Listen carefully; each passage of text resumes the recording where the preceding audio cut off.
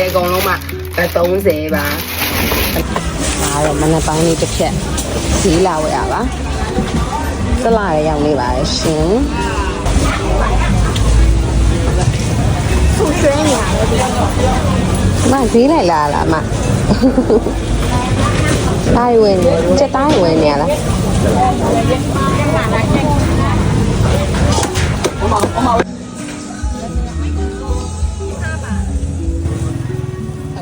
จะได้รถมาอยู่ข้างหน้า แน่ๆไป ไอ้คนขายอยู่ข้างหลัง ชี้เลยค่ะถ้าไปได้เลย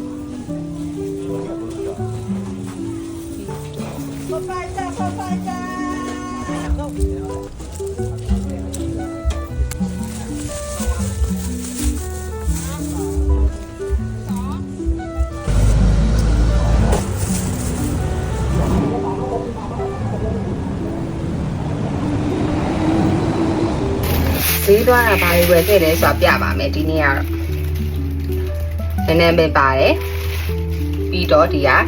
ချင်းမောင်2စီးပါတယ်ချင်းမောင်တစ်စီးကို30ပေးရတယ်နည်းနည်းပဲရတာပဲ15ဘတ်လားမသိဘူး15ဘတ်ကျတယ်ဒါကတရက်တီးဒီရက်တီးကိုသူကခွက်ကလေးနဲ့ထည့်ထားတာပေါ့နော်ခွက်ကလေးထဲမှာဒီ3လုံးကိုဘတ်20ပေးခဲ့ရတယ်3လုံးပါတယ်နော်ပြီးရင်ချက်သားနဲ့ဘူးသီးနဲ့ချက်သားနဲ့ဆိုပြီးတော့ဘူးသီးလေးတွေဝယ်လာပါတယ်ဒီ3လုံးကိုဘတ်20ပေးရတယ်ဒီခါနော်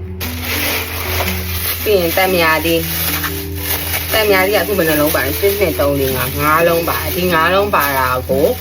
15ဘတ်ပေးရတယ်15ဘတ်ပါနောက်တစ်ခုက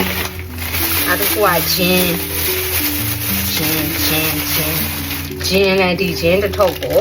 15ဘတ်ပေးရတယ်နောက်တစ်ခု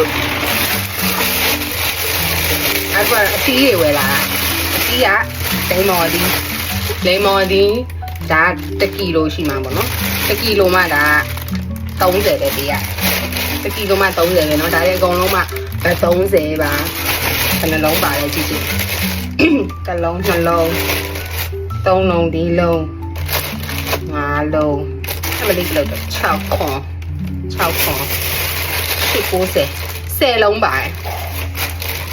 10လုံးပါတာကိုဒါ30ပေးရပါတယ်1ကီလိုဘတ်30ပေါ့နော်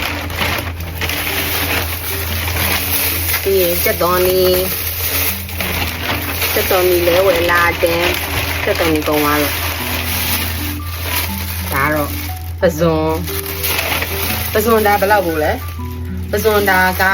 180ဘတ်180ဘူးပါဘတ်180ဘူးပါဒါ1ကီလိုပေါ့နော်1ကီလိုပါနည်းနည်းတီးလည်းအဲ့လိုခွဲပြီးသားလေးဒီထဲမှာရောင်းလို့နည်းနည်းတီးလေးခွဲပြီးသား45ဘတ်ပေးရတယ်ဒါလေးနော်နည်းနည်းတီး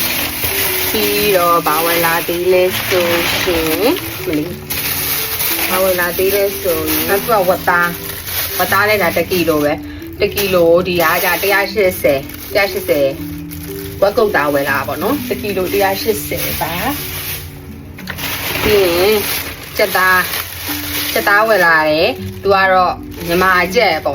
လိုပုံစံလေးဟိုဓာတ်မောင်းချက်လိုမျိုးပေါ့လေချက်အသေးလေးဒါကကြတော့ဒါလည်းလိုပဲဒါလည်းတစ်ကောင်လုံးကိုဘတ်180ဒါ1ကီလို